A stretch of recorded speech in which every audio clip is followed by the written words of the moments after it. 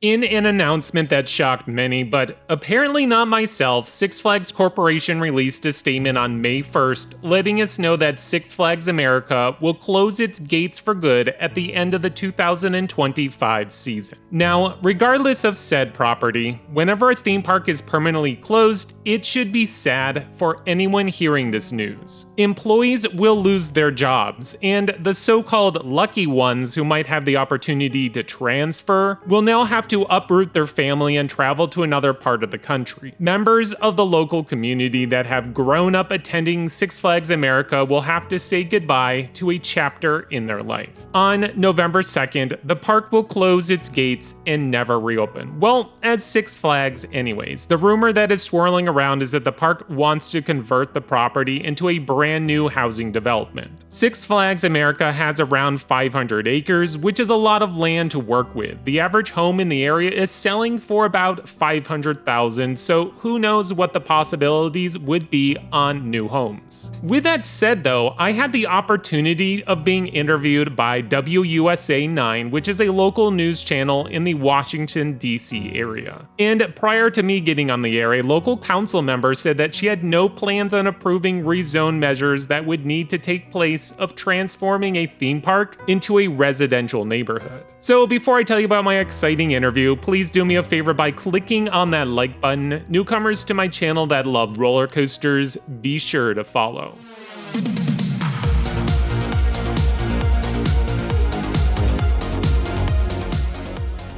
Like I was saying, I was interviewed by the local news. Apparently they saw one of my reels from a few weeks ago where both Kara and I were answering the question of which theme park in the Six Flags chain would close first. Both of us said Six Flags America. It was great having the opportunity to speak with the press and also gave me some insight into how this story is affecting the local community. As a roller coaster YouTuber, it can be quite easy to disconnect yourself from the stories you are discussing and not think about the real hard-hitting truths. The park closure is going to impact the local community, and for the short term, not in a positive way. Prior to going on air, I was handed a list of questions, and as always, there's never enough time to hit on them all, but one question that stuck with me is what can the local community or theme park community do to save a theme park?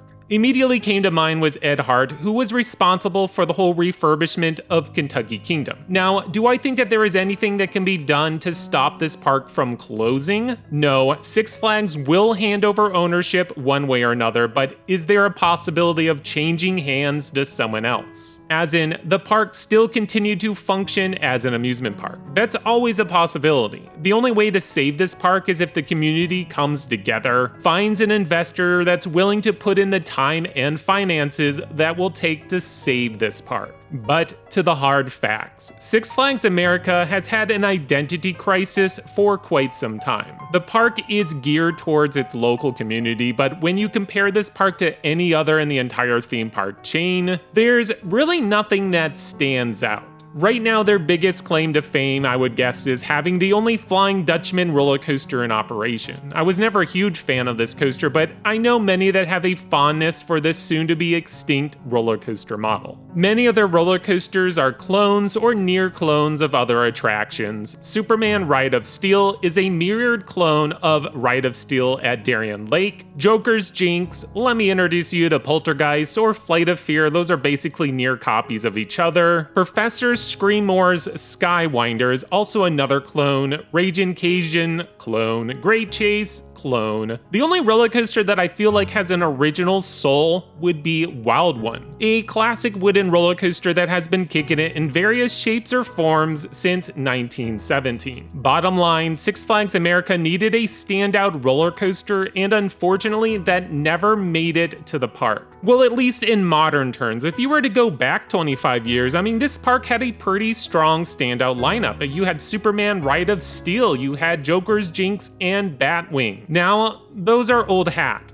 Once the park is closed, I also expect Six Flags to start tearing down the majority of the attractions. I'm sure some of their flat rides will be transferred or sold off, but my biggest prediction every roller coaster will be scrapped. Sure, they will use the trains on Superman Ride of Steel and the ones on Professor Screamore, but I predict every roller coaster will be scrapped and not a single one moved to another park. My reasoning is quite simple. All of their roller coasters are over 20 years old. In fact, most of them are closer to being 30 or older. Their newest roller coaster is Batwing, and that opened in 2001. Sure, the park has introduced other roller coasters since then, but they were all relocated from another park. We just watched Six Flags go through and tear down a bunch of roller coasters that were facing the end of their life cycle or just had high maintenance. With that in mind, I just don't see any other coasters having much value to transfer off to another park. Now, if there is a silver lining to be found in the closure, at least guests are given the opportunity to visit the park one last time prior to the end of the year. Not the same opportunity that we had with Kingda Ka or Nighthawk. So yeah, if you've been wanting to ride Batwing or any other roller coasters, I suggest you make your move sooner than later.